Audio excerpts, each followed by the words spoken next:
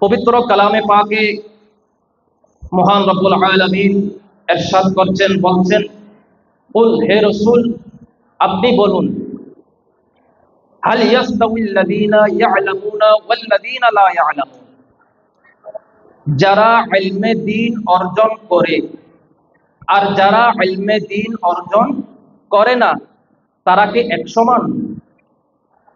আল্লাহ রাসূল পাক সাল্লাল্লাহু আলাইহি ওয়াসাল্লামের মাধ্যমে বলে দিচ্ছেন, হে রাসূল আপনি বলুন, যারা ইলমে দ্বীন জ্ঞান অর্জন করে আর যারা জ্ঞান অর্জন করে না তারা এক সমান নয়।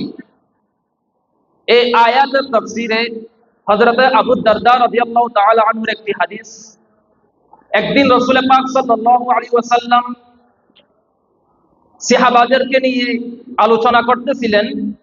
বিষয় ছিল যারা ইলমে দ্বীন অর্জন করে অর্থাৎ শিক্ষা গ্রহণ করে জ্ঞান অর্জন করে আর যারা জ্ঞান অর্জন করে না, সেই বিষয়ে যখন আলোচনায় আসলো তখন রাসূল পাক সাল্লাল্লাহু আলাইহি ওয়াসাল্লাম বলছেন যে 14 তারিখ যে চাঁদ উদিত হয়, 14 তারিখ যে চাঁদ আকাশের মধ্যে চলমান থাকে একেবারে স্পষ্ট, সেই চাঁদের কারণে আকাশও আলোকিত হয়, জমিনও আলোকিত হয়।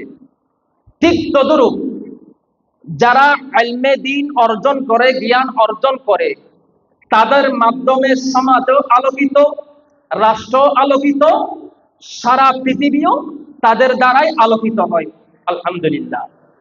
এবং যারা ইলমে দ্বীন অর্জন করে না তারা হচ্ছে আকাশের তারার মতো, আকাশের তারার মতো। 14 তারিখ দিবাগত রাত যে চাঁদ আকাশের মধ্যে থাকে, সেই যেভাবে পুরো আকাশ আলোকিত করে ওই তারার চেয়ে চাঁদকে স্পষ্ট সুন্দর দেখা যায়, ঠিক তদ্রূপ যারা ইলমে দ্বীন অর্জন করে জ্ঞান অর্জন করে তারা যারা জ্ঞান অর্জন করে না তাদের চেয়ে অনেক অনেক উত্তম। বলুন না সুবহানাল্লাহ। আপনারা যারা আজ এই আল্লামা নুরি মেধাবৃত্তি যারা পরীক্ষা দিয়েছেন, আপনারা আল্লাহ বলছেন কুল সিরু ফিল আরদ, হে রাসূল আপনি আপনার উম্মতদেরকে বলে দিন তোমরা এই আল্লাহর সৃষ্টির সমস্ত জগতে তোমরা কি করো? সফর করো। সফর করো মানে এমনে শিক্ষা সফর না, এমনে বেড়ানো না। সফর মানে আপনি আল্লাহর সৃষ্টি যেখানে করা হয়েছে আপনি সেখানে যান ইলমে দ্বীন অর্জন করার জন্য। সুবহানাল্লাহ। এখানে অনেক অসংখ্য কি রয়েছে পরিসরে, এক এক এলাকার এক এক স্কুল থেকে অনেক শিক্ষার্থী এখানে এসেছে। আজকে তাদের জন্য এটা হচ্ছে সফর, আজকে তাদের জন্য এটা সফর। সে একটা শিক্ষা প্রতিষ্ঠানে ইলমে দ্বীন জ্ঞান অর্জন করতে করতে এই বৃত্তি এগুলা দেওয়া হয় তাদেরকে একটা শিক্ষা সফরের মতো।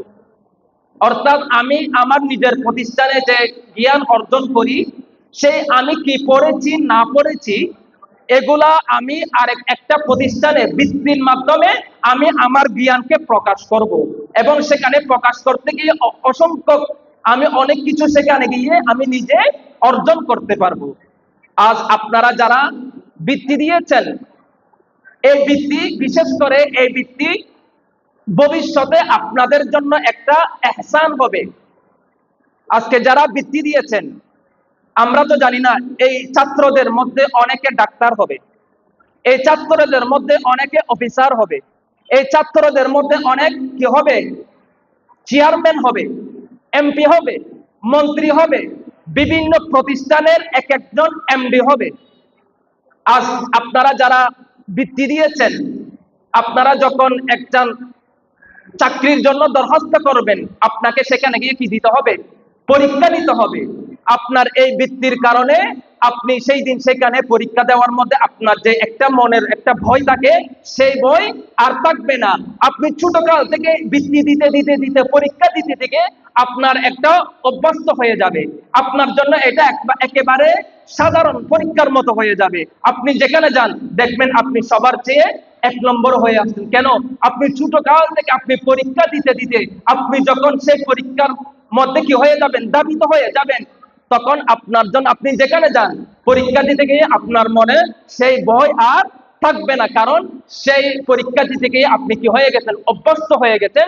সেই জন্য আপনারা যারা আজকে কি দিয়েছেন, পরীক্ষা দিয়েছেন, আপনাদেরকে মুবারকবাদ, ধন্যবাদ।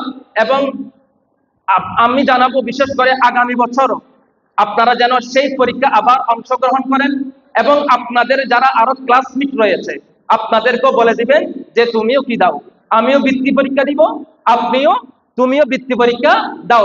এভাবে একজন বান্ধবী বা একজন বন্ধু অপর বন্ধু বা বান্ধবীকে কি করবেন, আগ্রহ করবেন যে এই পরীক্ষা দাও, ভবিষ্যতে এই পরীক্ষা আমাদের জন্য কি আসবে, কাজে আসবে। সেই